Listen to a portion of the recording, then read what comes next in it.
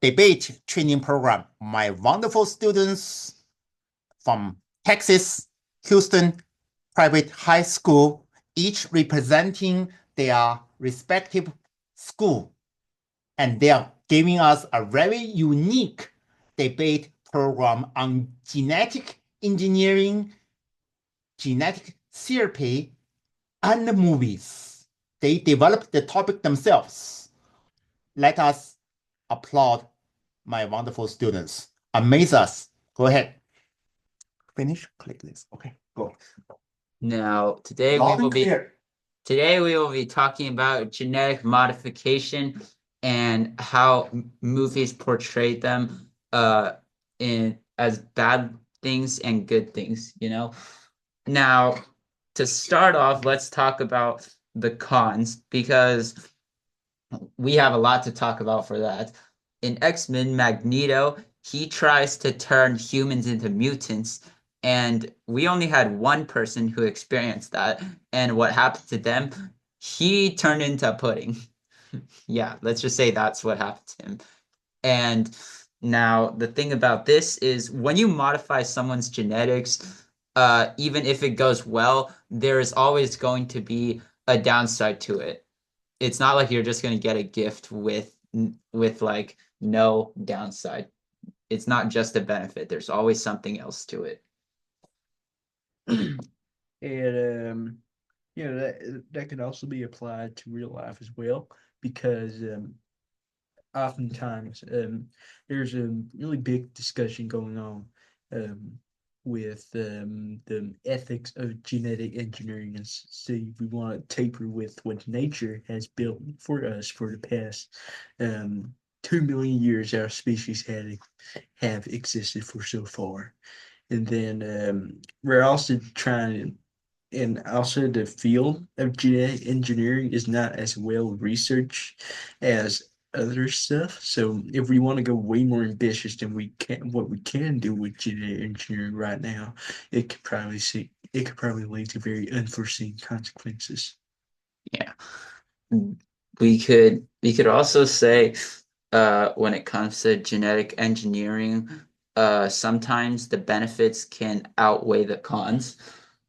Such as, well, I mean, I know Superman wasn't really genetically engineered, but we could say he could like be eventually be kind of like the result of genetic engineering a person into someone as strong as Superman, right?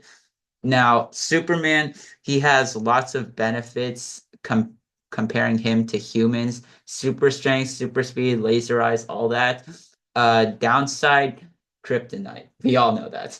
So like with that weakness, he could be defeated by anyone, practically anyone. Shoot a gun with kryptonite, he's dead. And that's the thing. Like uh when you get something as good as super strength or something like that from genetic engineering, you're not going to be the same person anymore. And it's not just that. There's also going to be something else that contradicts what you were before. And we're also going to have a talk about the costs of genetic engineering because it's a lot, basically. To try to modify something as integral as our genes to to make it to some a little bit some we desire a little bit more is a very daunting task. So they're researching to genetic engineering right now to see if we can do anything fun about it. But over years of research now and the amount of people that has to be involved with the research and the development of genetic engineering, a lot of people would make the case that genetic engineering is too expensive to go through, and we should just appreciate our bodies in general and just try to spend on some other initiatives like like climate change or infrastructure development. Now, Yeah, the cost for genetic engineering is a lot. And that's not even mentioning the fact that something could like go wrong and would practically just waste all your money. It's practically the same thing as gambling. You do good, then the result can be better than everything you paid for. But if you do bad, then it was pretty much just all for nothing. And like as I said before, there's still going to be a downside even if you succeed, which would be like the catch for everything when it comes to gambling. And there is and I'm not sure if this counts as genetic engineering, but we're trying to make animals not be extinct, more like extinct animals try to revive their species now. And we're actually somewhat partly successful with one of the animals. We managed to de-extinctify the animal, but around 5 hours later, it died because health complications and all. And that was over 20 years ago. We still do not know how to go past that point. Yeah. And also, when it comes to bringing animals back to life, you won't be sure if it is the same animal anymore because, like, you did genetically modify the animal, so like it might not even be the same animal. It could be something else. Like, say I genetically modify him after he dead, and would he be the same if I revived him? He could probably like be a zombie like person. Or just be a new person, kind of like a baby. Yeah. You might even lost all your memory from all of that. Yeah, pretty much. And then it has to go to the consent of the patients itself because, when it comes to it's not even just a new way to do surgery, but this is an entire new way of being by just genetically engineering someone. So trying to get the consent of the patients and have them be able to agree with the terms you're about to set up is that this experiment could fail.